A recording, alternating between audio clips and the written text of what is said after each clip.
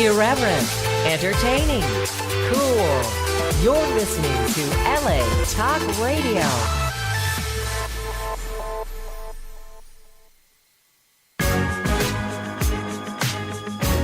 You're listening to What Women Want with Judy Goss and Kristen West, only on LA Talk Radio.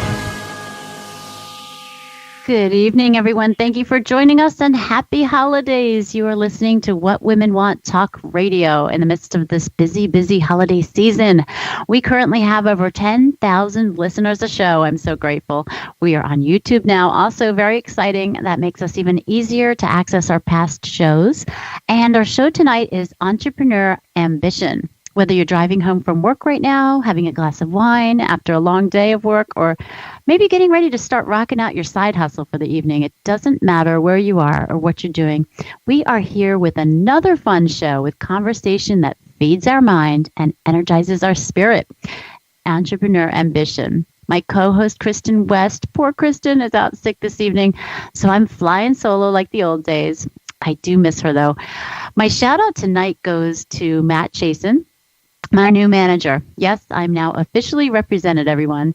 He set up an entire luncheon for me to meet several of his clients this past weekend at Vitello's in LA, and it was really amazing, right down to the gifts that he got everyone and set everyone's gift at the place at the restaurant. And I'm really excited for the future with Matt and his awesome family. We've had a few of the people on the show, a few of his clients on the show.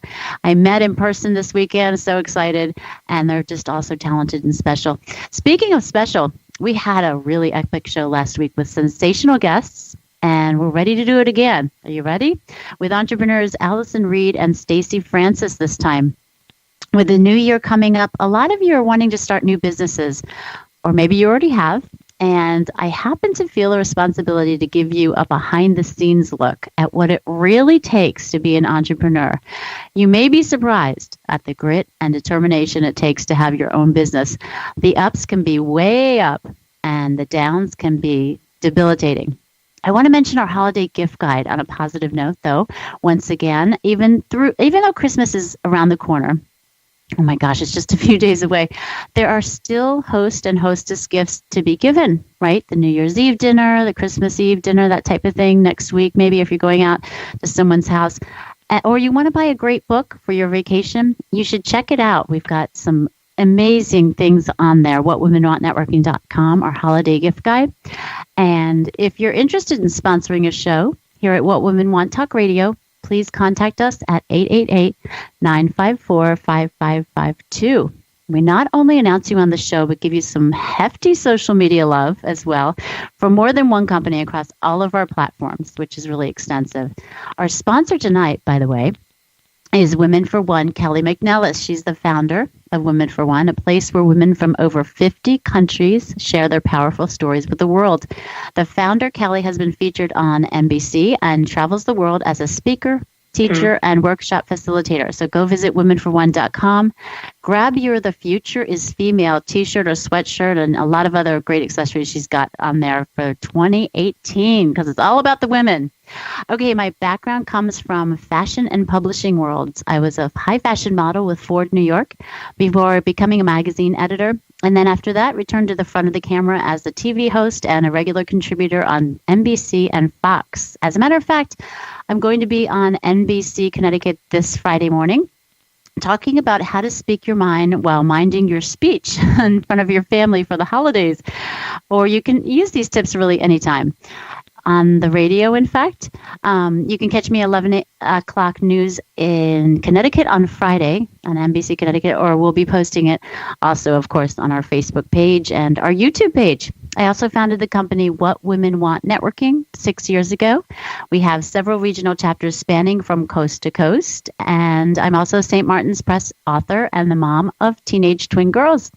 If you want to meet me in person, my next appearance will be at the Powerful Living Experience Conference in Orlando, Florida in January with David Bear. So if you're interested in attending, it's really inexpensive for a ticket compared to what you get through the weekend. So just contact me through the website or on Instagram. I'm Judy.Goss. That's Judy with a Y. Okay, I'd like to bring on our first guest, Allison Read. Allison is a wellness and beauty entrepreneur. She invented FreezeFrames, cool care eyewear, ranking her among the rare 8% of women who hold patents. Did you know of 8% of patents in America made by women, only 3% ever produce the item? Wow. According to resources at Home Shopping Network. That's interesting. Allison created FreezeFrames to nurse, quote unquote, and I'll tell you why in a minute, the bad eye days, as she is a medical practitioner. She works in a specialized surgical role routinely held by assistant surgeons and surgical residents. She has extensive surgical experience in orthopedics, neurology, and plastic surgery, with advanced training as a registered nurse first assist, qualifying her to work alongside some of Beverly Hills' top surgeons. To date, Allison has helped perform over 10,000 surgeries. Welcome to the show, Allison. Hey, thank you. Thanks so much for having me. Oh my gosh, it's our pleasure. So 10,000 surgeries? Yeah, I know. It's a big number. I've been at it for a while. Yeah, I guess so. And you already had a few today, I think, right? I did, and I'm really, well, it's good news. I had a surgical lineup today, and one of the cases was not going so great, so it would have looked like I wasn't going to make it, but lo and behold, everything worked out. The patient's fine. I'm here, and we're ready to go. Oh my gosh. You know, I feel like as an entrepreneur, we are always juggling schedules and products and people, and, just everything is kind of all up in the air, it seems like, almost all the time, doesn't it?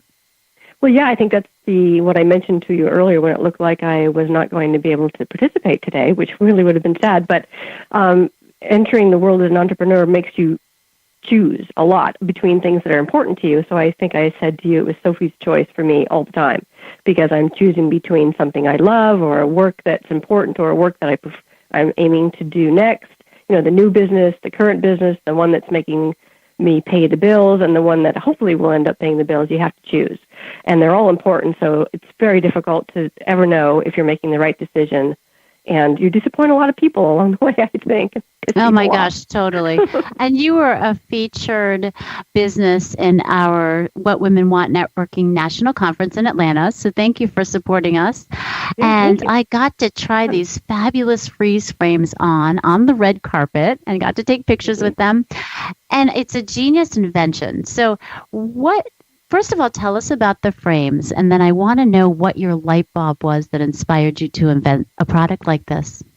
Yeah, it's kind of fun because to me it's so obvious, and of course we're on the radio, so no one has the visual, but for women it's going to be something very easy for them to picture, and that is if you've ever had a headache or puffy eyes, or you look like crap because you haven't got enough sleep and the eyes are dark, and, you look in the mirror and it's just, If you don't know, you've probably been told to put ice around your eyes for your headaches and again for your puffy eyes, and also just to make you look refreshed and look better. So as it stands, there's only one way to do that. And you lay in bed with a frozen pack of peas on your head, or I've heard that people use frozen spoons. And then, of course, there's the cucumber slices, and those are used because they're cold. Or those things with the beads that they slide all over your head and all over the place. Yeah, and you lay in bed and you can't do anything else. And it just seems barbaric to me in this world of multitasking that you can't ice your eyes. The most obvious thing on the planet to help yourself look better and feel better, you can't do it without being able to sacrifice everything else in a day. So there I was under said frozen peas one day after having a little beauty treatment. Truth be told, I'm that age where Botox is a little enticing, and hey, I'll try it. So I did. And as a medical professional, yeah, well, it works. It's temporary. I'll take it. So anyway, so I know that I am to ice to, of course, prevent swelling and bruising. It's always a good idea to put ice on after any kind of traumatic experience. And an injection is traumatic, if you don't know. So I know there I was under so I'm under the peas, and I'm like, really, isn't there a better way to do this? All you would have to do is take a pair of glasses, and these are what my FreezeFrames are.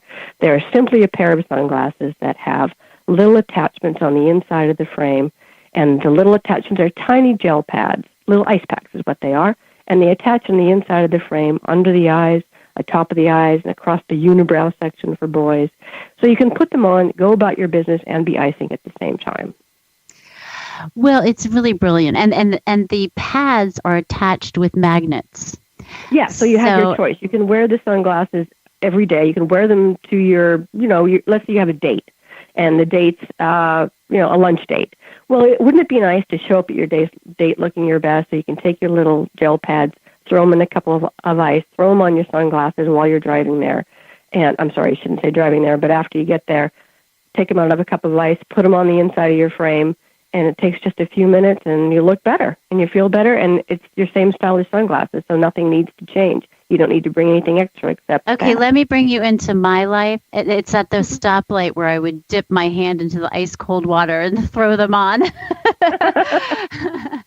No, Well, but go ahead. I can't really recommend using them when you drive because let's say, you don't know everybody's visual perception, so probably not a good idea when you're in the car, but to the car, from the car, in the mall shopping, by the beach, in Vegas sitting by the pool, to your appointment, after your appointment. It's just, they're sunglasses. You're wearing sunglasses anyway. I have a pair. And I actually put mine, I make sure as soon as I'm done using them to put them in the freezer in my little pack that you gave me. But you know what? That's kind of cool if, no pun intended, that's kind of cool if you, throw them in ice water or something like that, because if you forget and you grab the glasses at the last minute, that's a great idea. Another great invention, innovative idea out of your invention. So that was your light bulb idea. Mm-hmm. Yeah, just my eating ice and laying there going, this is so silly that someone hasn't thought of a better way to do this. Okay, I'm pretty sure everybody has seen, like an elbow ice pack or a back ice pack or a shoulder ice pack. There's all these modalities that make it easy for you to ice and go about your business. The only place that no one had thought of to do that was around your eyes. And what do we care about most is our eyes.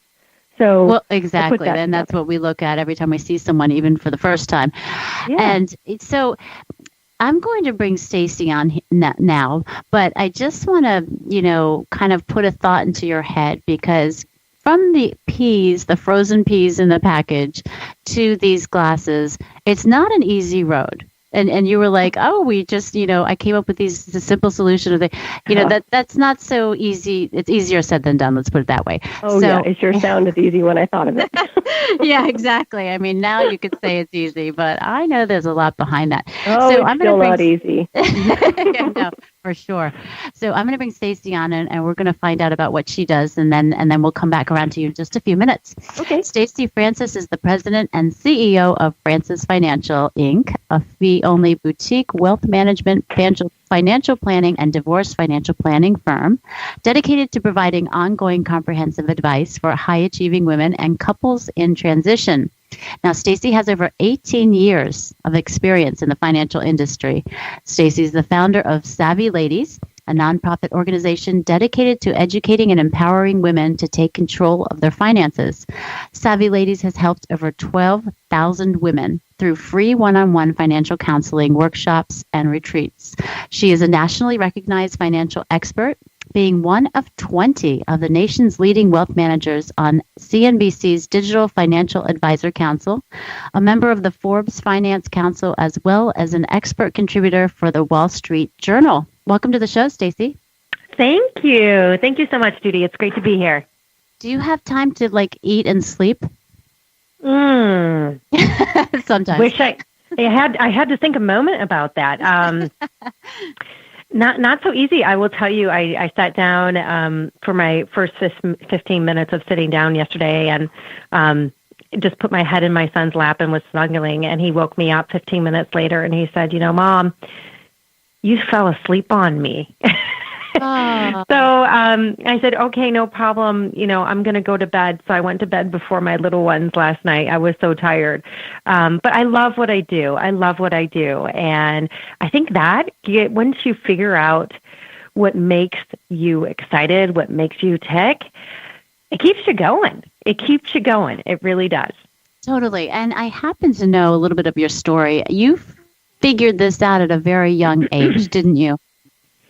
So yes, I knew that I needed to go into this field when I was quite young. Actually, I was a sophomore in college, and I completely changed the direction of where I thought my life was going. I was going to be a world traveler. I was studying in college at my major French, my minor Spanish, so traveling the world, translating documents, maybe becoming a college professor. And I had a wake-up call in my life, and that was because my grandmother finally admitted to me the reason she stayed in her marriage was because of money. And that was a really big aha for me, that money could be so powerful that it could cause you to stay in an abusive marriage. Completely changed my life.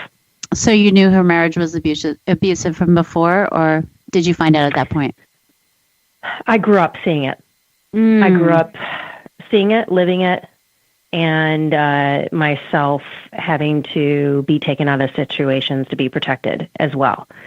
And we begged her to leave for years, and she wouldn't.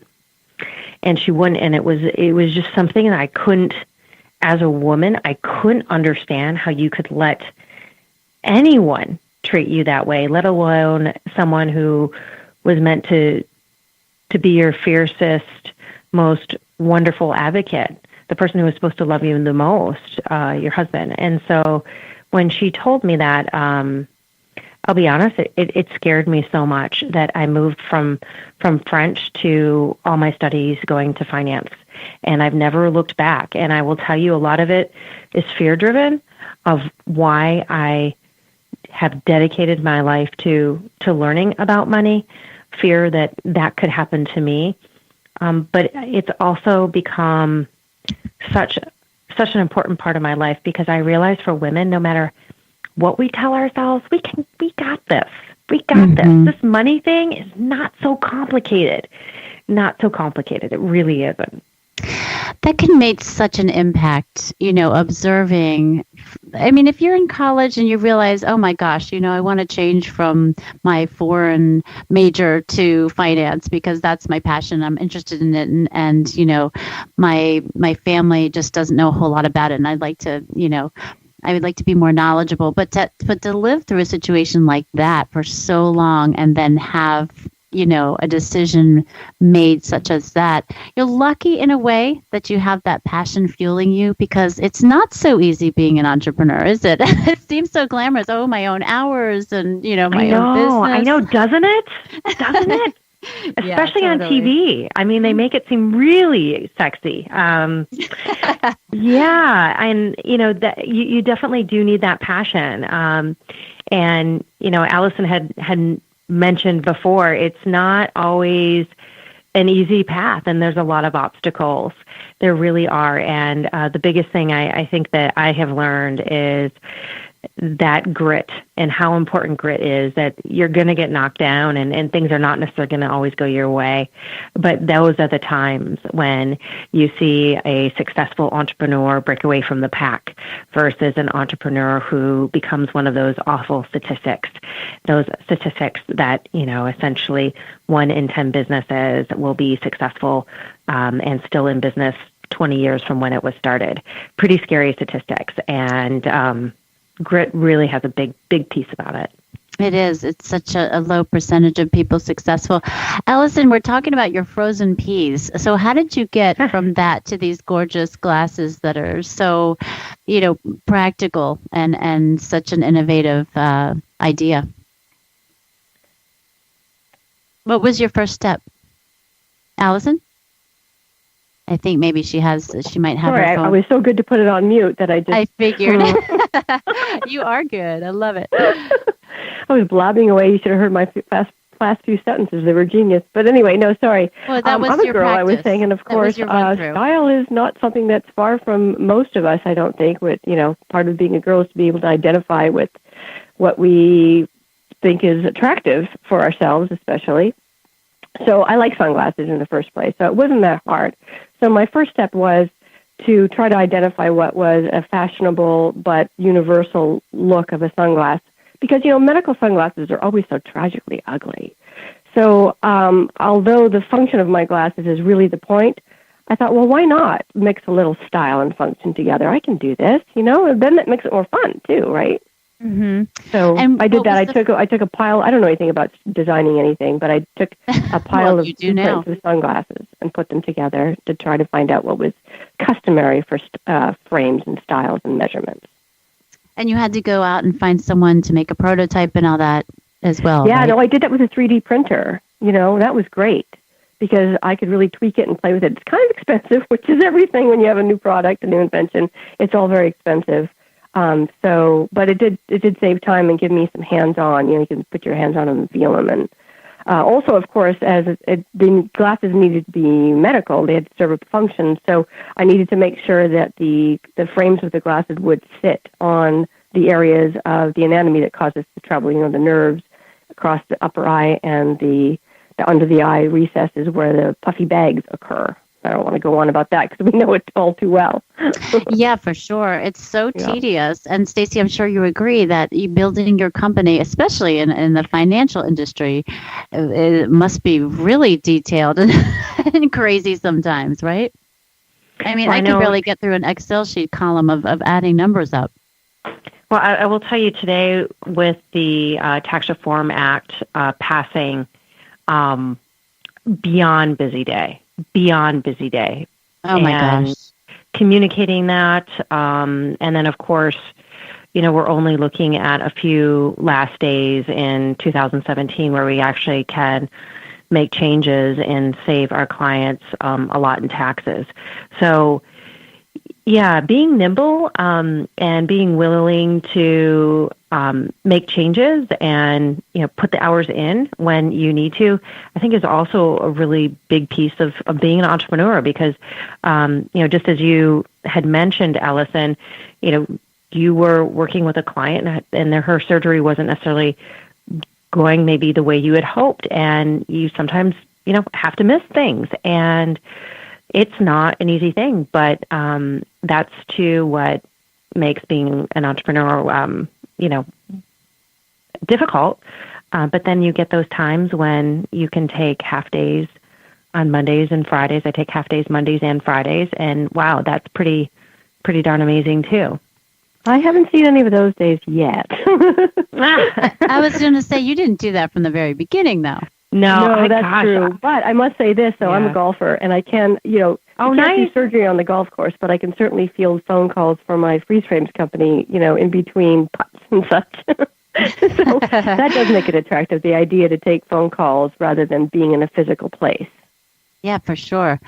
Well, Stacy, what was one of your biggest hurdles in becoming an entrepreneur? Did you finish college and then go straight into it?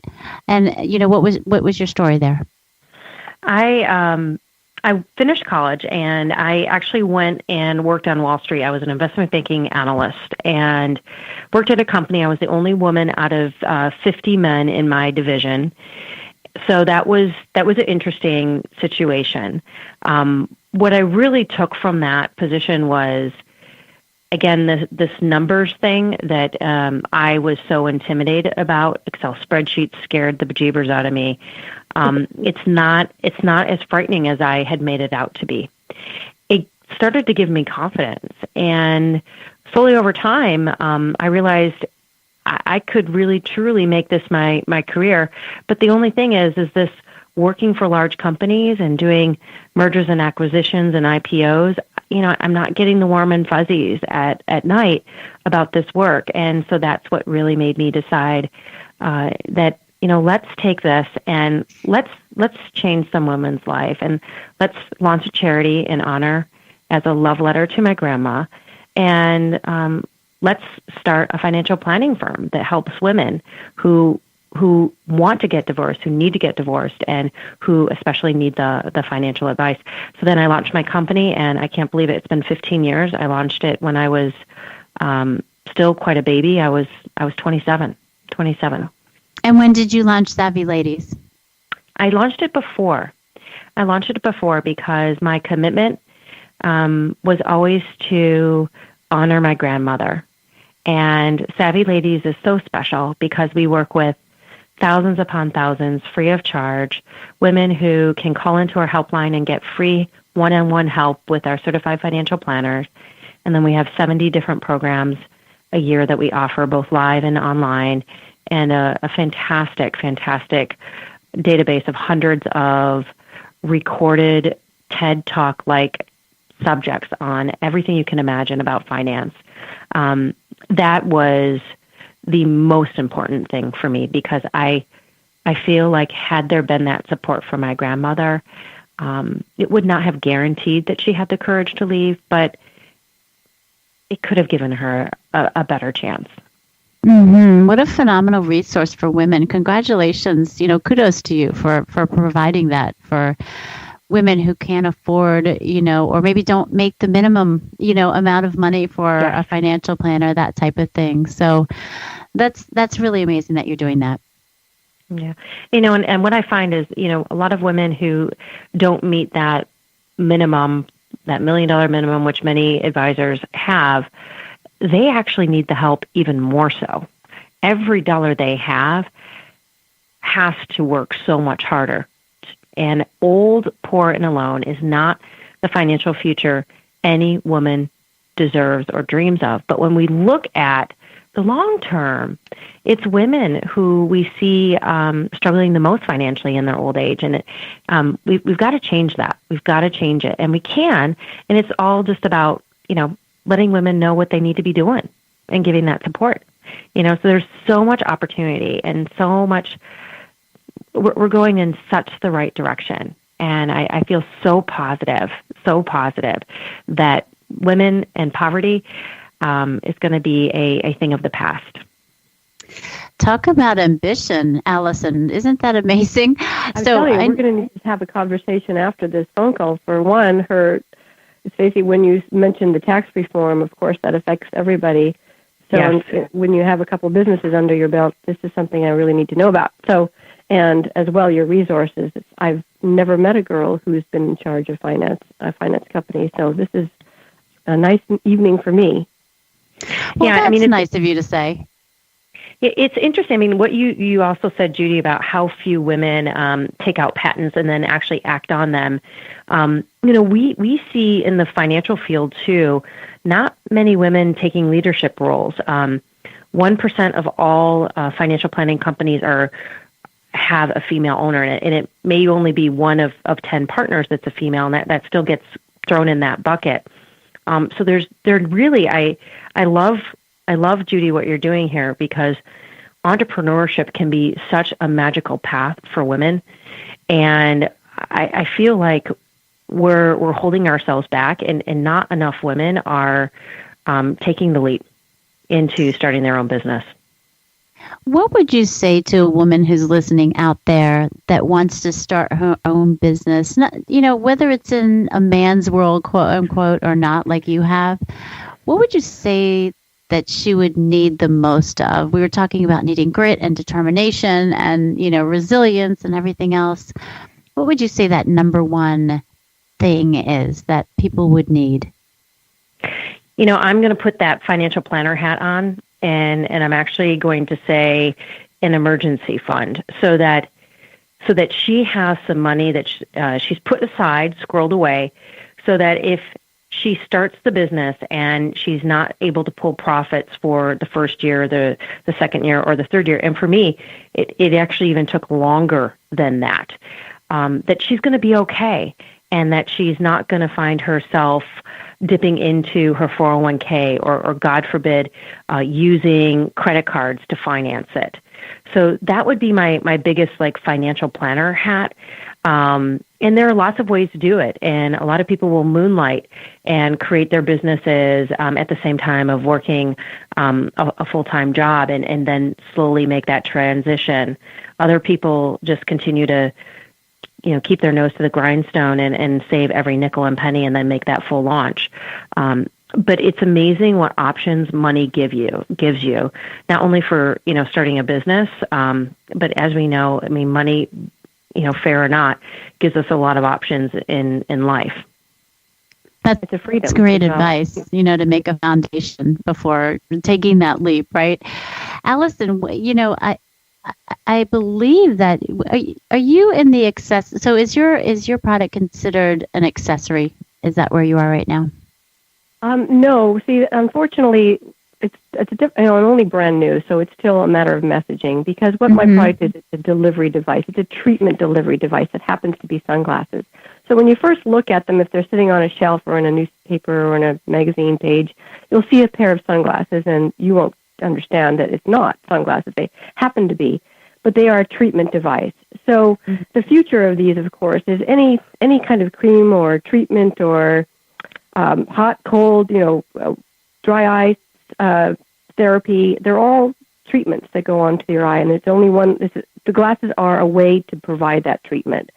So what I'm trying to convey in the part of the branding is that people understand that you've got an application device. So it's hard because you can't teach people a new invention by a visual. It takes time and process and money. Yeah, do you ever feel like you're being put into a box sometimes? Because I happen to know when you invent a product, which I haven't done, that they kind of label you as one thing.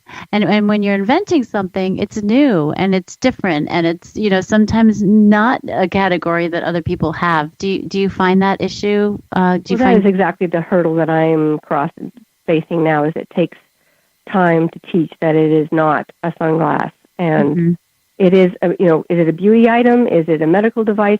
Yes, it's all of those things. And does it help young people? Does it help women? Does it help men? Yes. So it's hard to pinpoint and make it fit into a category. I wish it did, but it doesn't. It sits by itself. There's nothing else out there like it except an ice pack, which is not sexy or convenient.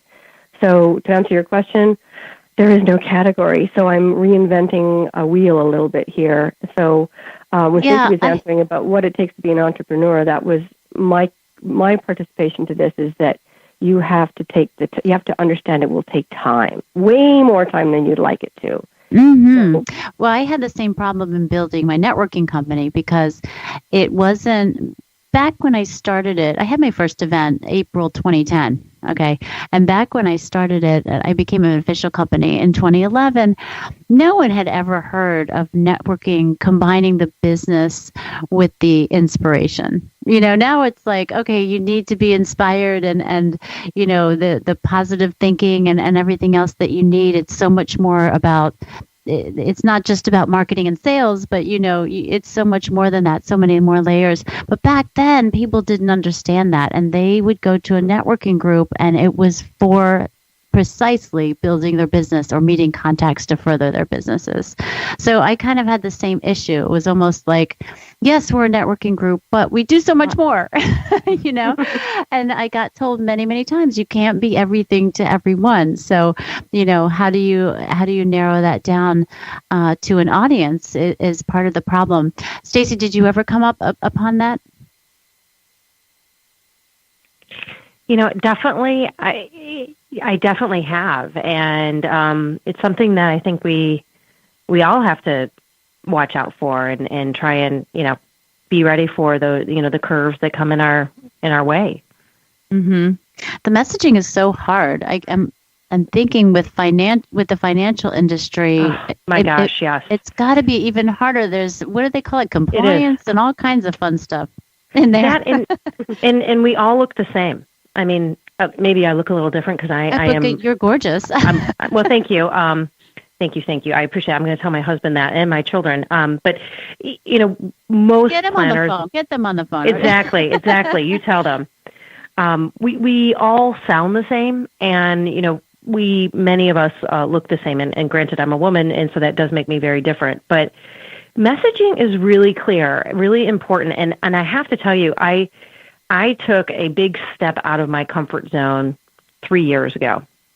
And that comfort zone was, I work with everybody, we're happy to that big leap outside of my little cozy nest and saying, you know what, actually, we want to work with women who have gone through divorce, are thinking about divorce. We want to work with women whose husband, unfortunately, might have passed away. We want to work with women who know they don't know enough about money and want to do something about it. And there was that fear of, well, I'm saying no then to all these other wonderful people we could be working with, happily married couples, millennials. I mean, the list goes on. But what I found with messaging, the clearer you get, the more that you stay in your lane of what you do and what you do best, the more your company flourishes and grows, and it becomes so much more effortless. It was the best lesson that I've ever learned about marketing and message. Allison, can I add a fun fact about entrepreneurs? I'd love to hear it. Let's hear it. Well, if you stick with entrepreneurs, you will have even more divorced women to work with. I know. Yeah. It turns out that starting a new business has more stress on a relationship than a lot of other serious items, and divorce is high amongst entrepreneurs. Yeah. Yeah. In fact, we find that the majority of the women we're working with are entrepreneurs, successful, and or they have a child with some type of special need. All different levels on the spectrum, from very highly functioning to extremely autistic or needing some type of care. And those, you're right, Allison. Those are two things that stress a marriage significantly. And I'd love to know the statistic for number of divorces in entrepreneurial marriages, but I know with any type of disability, it's actually an 80% divorce rate. Wow. 80%. Yeah. That's big.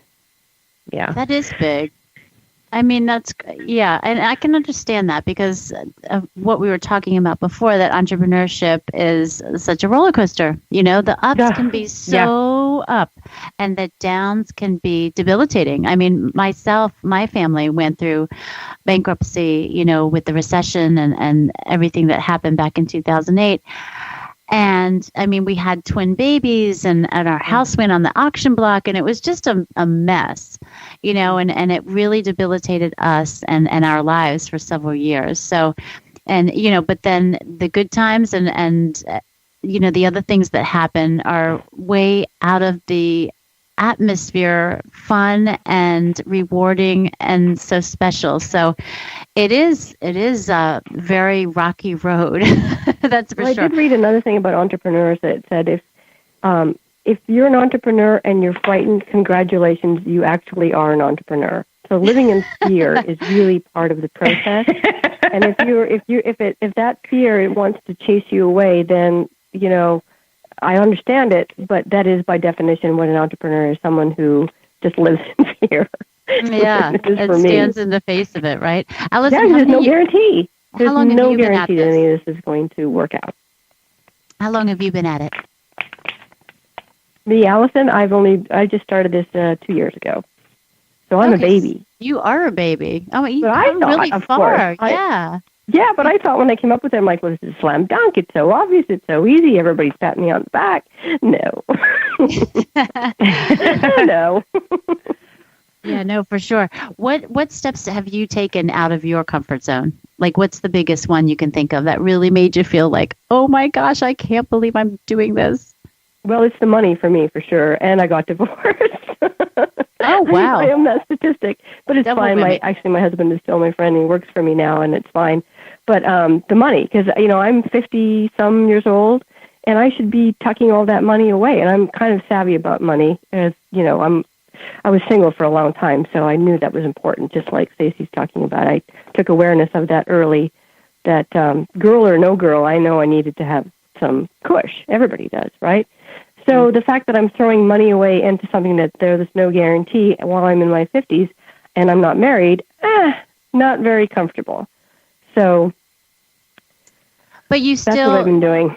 So are you still scared. working in your surgery? Oh yeah, I still do surgery. And the good news is that surgery I've been able to taper it down. I'm actually an independent practitioner. I don't work for anybody other than, of course, the surgeon. We work together. I get paid independently and what have you. But I can adjust my surgeries around my schedule, so somewhat. So I can make it work, and I make enough money off of doing surgery that I don't need any investors at this point. So it's a nice. I'm very lucky to have. So you're an independent contractor for surgery. I'm an independent practitioner. To be what I am, there's several different degrees that can do what I do, but as the assistant surgeon, you get paid independently by insurances. So, you show up for the surgery, you get paid eventually by the insurance, and that's that. But there's no no clock to punch. There's no boss. You show up and do surgery, and then I leave. So I have a lot of time to commit to my glasses. So I'm lucky because I don't have an hourly wage where I need to sit a certain number of hours to make a certain amount of money. For sure, yeah. Stacey, how did you transition into entrepreneurship? You said you worked for corporate, and then what was that step that you took? Or did you work for a while on your business before you actually took the leap? What happened?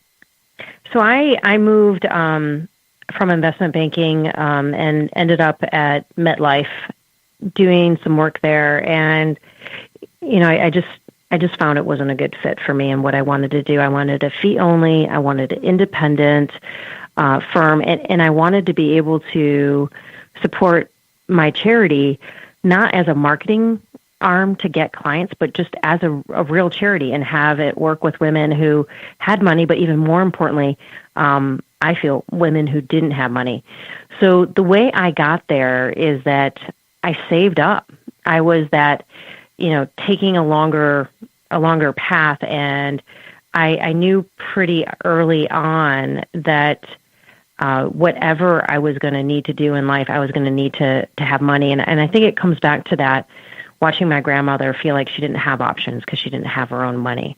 And so I just saved like a little demon. And that helped me significantly, especially in the early years, because, something that I've learned about a nonprofit that I didn't know before is that it's called a nonprofit because there really is no profit. Yeah, no profit. Okay. And so, I worked 40 hours a week for Savvy Ladies and then 50 hours a week for Francis Financial.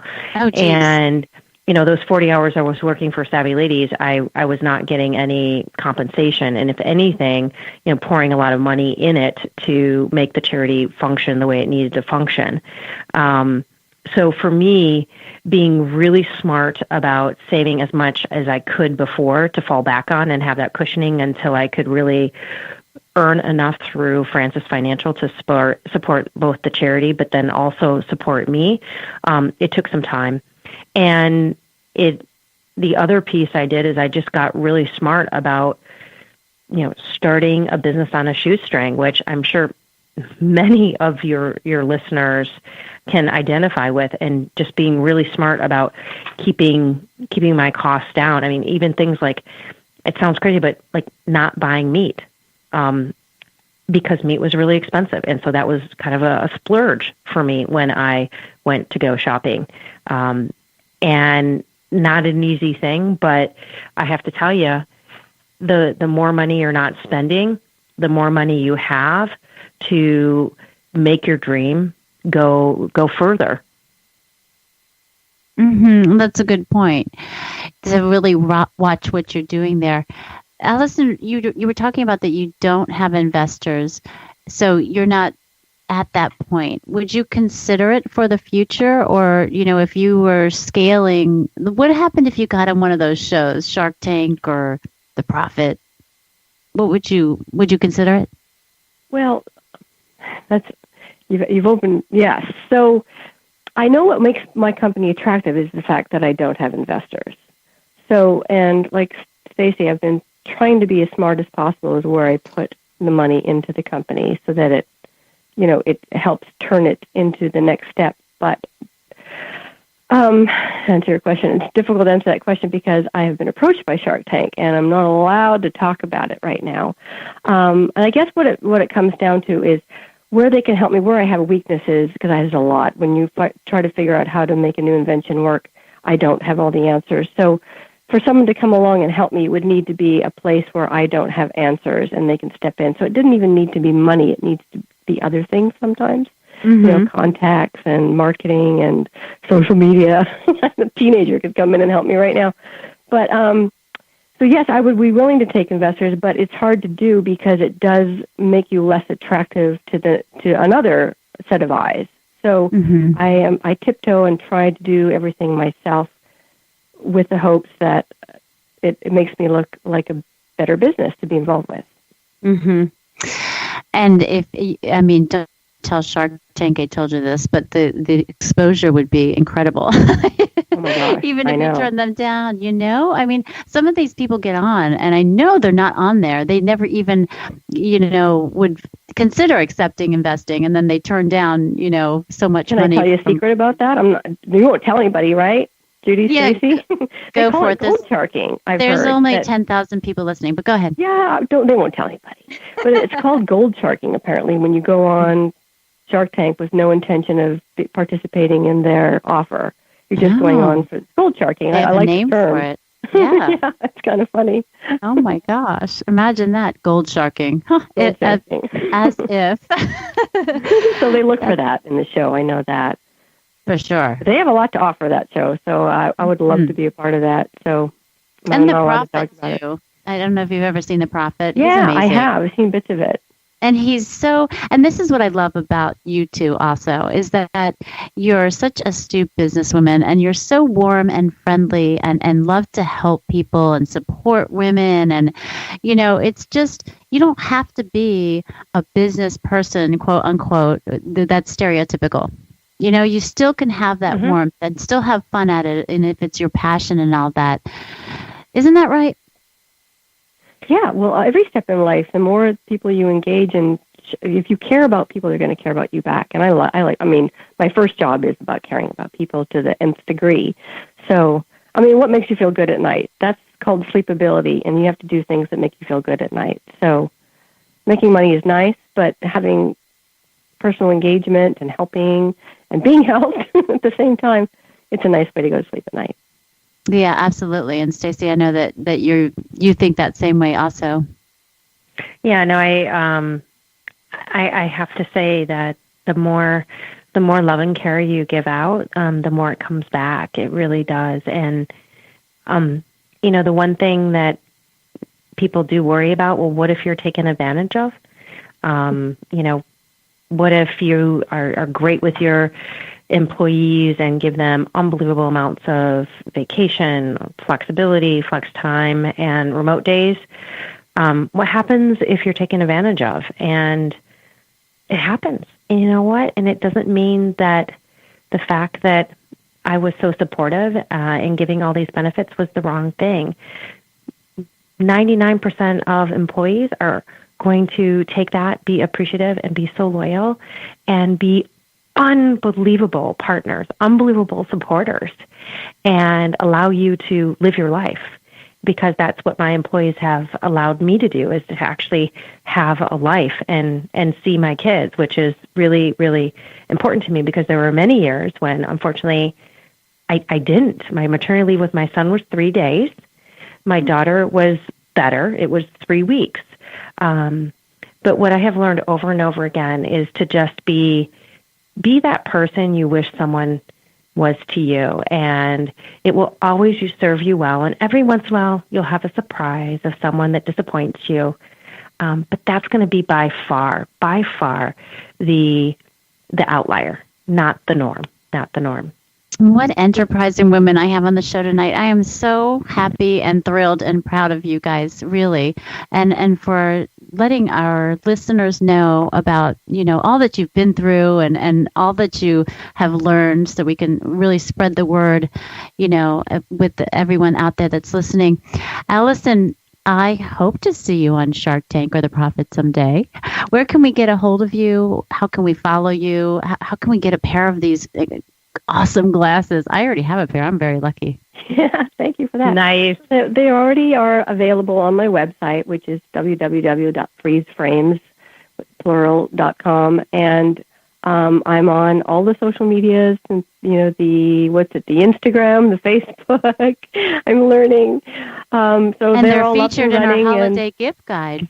Yeah, it was in your holiday gift guide. That's correct. Mm-hmm. And actually, it looks like I'll be starting with HSN very soon. I'm so excited about that. That is fantastic. I know. I'm so excited. It's a perfect place for me to, show how they work. And you'd be so great in front of the TV camera. Oh, that's fantastic. I'm so excited. We'll see. I might down there and freeze, but that'd be kind of perfect to be selling freeze frames and freeze in front of the camera. Totally. And we only have about a minute left, so congratulations. Thank you so much for coming on the show. It was so much fun. And Stacy, where can we find you and learn more about Francis Financial? So you caught me looking up FreezeFrames on the internet. I'm so impressed, Allison. I'm like, I've got to see these. So most importantly, please visit our charity, Savvy Ladies savvyLadies.org, savvyLadies.org. All the services are free. We have hundreds of CFPs that can work free of charge with you. That's what we're there for. And Francis Financial, if you are going through a divorce, need a financial planner or wealth manager to help you make good decisions, or if you have lost your spouse and need some help taking over in a really difficult time, and that's francisfinancial.com. And if you go on the front page, you'll also see a great podcast called Financially Ever After, which is all about the money things you need to know if you're a woman who is going through, thinking about, or after divorce. I love it. Well, thank you so much for coming on the show. Also, what a great pairing with, all of the perspectives that you gave and everything that we discussed this evening. And everyone else, remember that you should really subscribe to us on YouTube. You're going to love it. Don't miss one show. Go to whatwomenwantradio.com for more information, and have a very Merry Christmas and Happy New Year. You're listening to What Women Want with Judy Goss and Kristen West, only on LA Talk Radio.